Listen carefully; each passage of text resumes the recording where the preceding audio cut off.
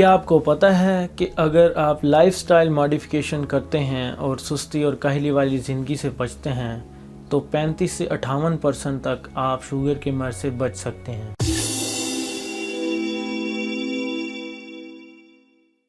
अस्सलाम वालेकुम फ्रेंड्स, मेरा नाम डॉक्टर मोहम्मद उमर है। मुझे सर्जन ब्रेविस भी कहते हैं और मैं आप तक लाता हूं मेडिकल इन्फॉर्मेशन आम ज़ुबान में ताकि आप अपनी बीमारी को समझ सकें हैं और इसको आसानी से ट्रीट कर सकें। जैसा कि आपको पता है कि हम डायबिटीज़ मेलाइटस या शुगर के ऊपर एक सीरीज़ वीडियोज़ की बना रहे हैं और इस सीरीज़ में पहली वीडियो मैंने आपको बताया कि डायबिटीज़ का मर्ज़ होता क्या है, कैसे होता है। अगली वीडियो में मैंने आपको बताया कि डायबिटीज़ के मर्ज़ की हिस्ट्री क्या है और इसके बाद मैंने आपको बताया कि शुगर के मर्ज़ को कंट्रोल करने के लिए कौन कौन से टेस्ट करवाने चाहिए। मैं आपको ये भी बता चुका हूँ कि शुगर के मर्ज़ की वजूहात क्या हैं। आज हम जिस टॉपिक पर बात करने जा रहे हैं वो है कि शुगर के मर्ज़ से बचना कैसे है। प्रिवेंशन ऑफ डायबिटीज़ मेलाइटस, परहेज़ इलाज से बेहतर है। इस वीडियो का मकसद है कि परहेज़ इलाज से बेहतर है। शुगर के मर्ज़ से बचना कैसे है, इसको मैंने तकसीम किया है 3 हिस्सों में: primary prevention, secondary prevention and tertiary prevention.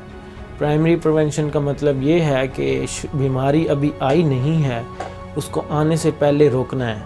Secondary prevention ये है कि अगर आप उस बीमारी में आ गए हैं, अभी इनिशियल फेज़ पे हैं, तो उस इनिशियल फेज़ को आपने कैसे मेंटेन रखना है, उसको कैसे बेहतर करना है। और टर्शियरी प्रिवेंशन ये है कि अगर आपको बीमारी हो गई है और उसकी अलामतें भी आ गई हैं, आप डायग्नोज भी हो चुके हैं, काफ़ी अरसे से शुगर के मर्ज़ में मुब्तला हैं, तो आपके जिस्म पर आने वाले कॉम्प्लिकेशंस को कैसे ट्रीट करना है। प्राइमरी प्रिवेंशन में लिस्ट में पहली चीज़ है कि आपने अपने जिस्म के वज़न को बाकायदगी से चेक करवाना है। बाकायदगी से जिस्म के वज़न का जब चेक होगा तो आपको पता होगा कि मैं ओवरवेट हूँ या अंडरवेट हूँ, मेरा वज़न मेरी हाइट और उम्र के मुताबिक ठीक है या नहीं है, जिसको हम बेसिकली BMI कहते हैं। अगर आप BMI के मुताबिक अपना वज़न मेंटेन रखते हैं, मोटापा नहीं आने देते, तो आप शुगर के मर्ज़ से बच सकते हैं। हमारे लिस्ट पर दूसरी चीज़ है अच्छी ग़िज़ाइयत रखना। अच्छी ग़िज़ाइयत का मतलब ये नहीं होता कि आप एट अ टाइम 3-3 बर्गर खा रहे हों, आप अच्छे रेस्टोरेंट्स में बहुत ही हाई किस्म की चॉकलेट्स, डिज़र्ट्स खा रहे हों, या फिर आपको 3 टाइम आसानी से कोक की अवेलेबिलिटी हो। ये अच्छी ग़िज़ाइयत नहीं है। ग़िज़ाइयत से मुराद होती है ऐसी खुराक जिसके अंदर आपको पूरे के पूरे न्यूट्रिएंट्स पूरी मिकदार में मिल रहे हों, जिसमें कार्बोहाइड्रेट्स हों, वाइटामिन्स हों, फैट्स हों, मिनरल्स हों। तो अगर आपकी ग़िज़ाइयत अच्छी नहीं है, जंक फूड ज़्यादा खाते हैं या सिर्फ ज़रूरत का खा रहे हैं होटलों के ऊपर, तो अपनी डाइट को अच्छा रखें तो आप शुगर के मर्ज़ से बच सकते हैं। हमारी लिस्ट पर तीसरी चीज़ है फ़िज़िकल एक्सरसाइज। अगर आप फ़िज़िकल एक्सरसाइज नहीं करते, सुस्ती और काहली वाली ज़िंदगी है, प्रोएक्टिव नहीं है कि एक काम है आने वाला है, उसको आने से पहले ही उसकी अरेंजमेंट करना, उसके लिए एफर्ट्स करना, अगर प्रोएक्टिव नहीं है तो भी आप इस मर्ज़ में मुब्तला हो सकते हैं। उसके पीछे पूरी की पूरी एक चेन है। अगर आप प्रोएक्टिव नहीं होंगे, आप खाएंगे, पिएंगे, सोएंगे, आपका वज़न बढ़ेगा। जब वज़न बढ़ेगा तो मोटापा आएगा, मोटापा आएगा तो आपके शुगर होने के चांसेस ज़्यादा हो जाएंगे। हमारी लिस्ट पर तीसरी चीज़ है डाइटरी फूड का ज़्यादा इस्तेमाल होना। मैं इस पर सेपरेट वीडियो भी बनाऊँगा कि डाइटरी फूड्स क्या होती हैं, लेकिन मैं पिछली वीडियो में बता चुका हूँ कि डाइटरी फूड्स के क्या फ़ायदे हैं और ये इंसान के अंदर जिस्म में कैसे थोड़ी थोड़ी मिकदार में ग़िज़ाइयत दे के आपके जिस्म पर एकदम से शुगर के ब्लास्ट को रोकती है और साथ में आपके कोलेस्ट्रॉल को कम करती है। High fibre diets mean high fruits, सब्जियाँ ज़्यादा होना, रोज़ाना सलाद का इस्तेमाल करना, अपने आटे के छान को निकालने की बजाय रोटी के अंदर ही शामिल रखना, ये हैं डाइटरी फाइबर्स। हमारी लिस्ट पर नेक्स्ट चीज़ है मीठी ग़िज़ाइयत से परहेज़। मीठी ग़िज़ाइयत बेसिकली करती यही है कि रिफ़ाइंड शुगर जो आपके खानों, स्वीट्स और ड्रिंक्स में है, ये एकदम से जिस्म को ब्लास्ट देती है शुगर का।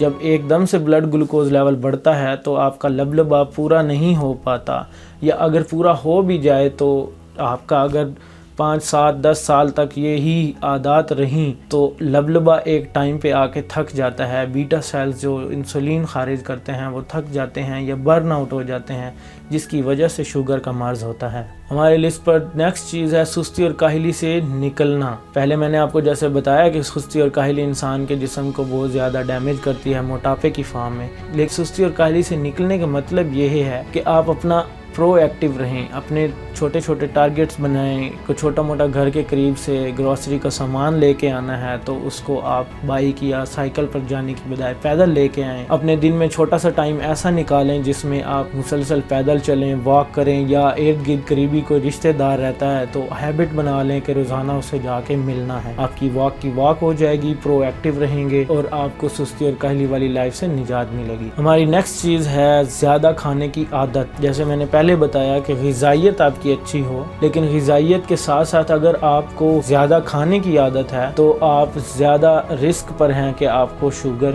हो जाए। उसकी वजह यह है कि आप डेली रिक्वायरमेंट ऑफ कैलोरीज जो आपकी हैं, मिसाल के तौर पे अडल्ट मेल में 2200 किलो कैलोरीज की ज़रूरत होती है, अगर आप उससे ज़्यादा खाते हैं तो जो एक्स्ट्रा कैलोरीज होती हैं वो ये नहीं है कि आपके पेशाब से ज़ाया हो जाती हैं, वो जिस्म के अंदर स्टोर हो जाती हैं।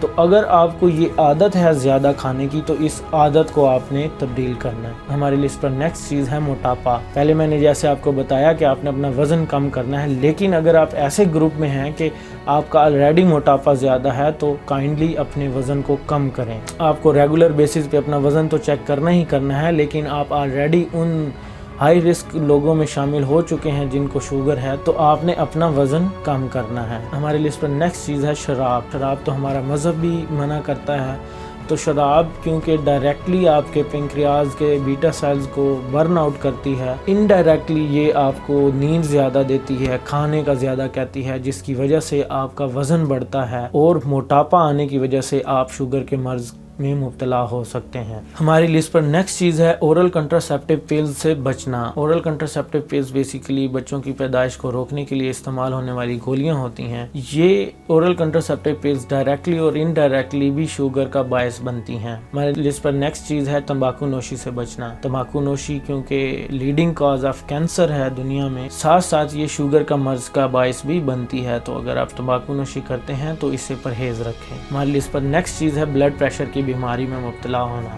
अगर आप ब्लड प्रेशर की बीमारी में मुब्तला हैं तो खुदारा इस चीज़ से बचें कि आपको खुदा न खास्ता शुगर का मर्ज़ हो जाए, क्योंकि शुगर का मर्ज़ होना और साथ में ब्लड प्रेशर की बीमारी होना ये डायरेक्टली लीड करता है हार्ट अटैक और फालज की बीमारियों को। हमारी लिस्ट पर नेक्स्ट चीज़ है हाई कोलेस्ट्रोल और हाई ट्राइग्लिसराइड लेवल का होना। जिन लोगों को पता है कि फास्टिंग लिपिड प्रोफाइल के टेस्ट के अंदर ये चीज़ें होती हैं जिन्हें हम कोलेस्ट्रोल या LDL या ट्राइग्लिसराइड्स कहते हैं, ये जब बहुत ज़्यादा मिकदार में बड़े होते हैं तो ये बायस बनते हैं शुगर और मोटापे का, डायरेक्टली और इनडायरेक्टली भी। तो ये थी हमारी प्राइमरी प्रिवेंशन के बीमारी को आने से पहले कैसे रोकना है। तो फ्रेंड्स, अगर आपको ये वीडियो पसंद आई है तो अपनी फ्रेंड्स, फैमिली मेम्बर्स और रिलेटिव्स के साथ ये ज़रूर शेयर करें, और अगर आपको मेडिकल इन्फॉर्मेशन आम ज़ुबान में चाहिए तो इस चैनल को ज़रूर सब्सक्राइब करें और अपने दोस्तों को भी इस चैनल के बारे में ज़रूर बताएँ। नेक्स्ट वीडियो तक अपना ख्याल रखिएगा। अल्लाह हाफ़िज़।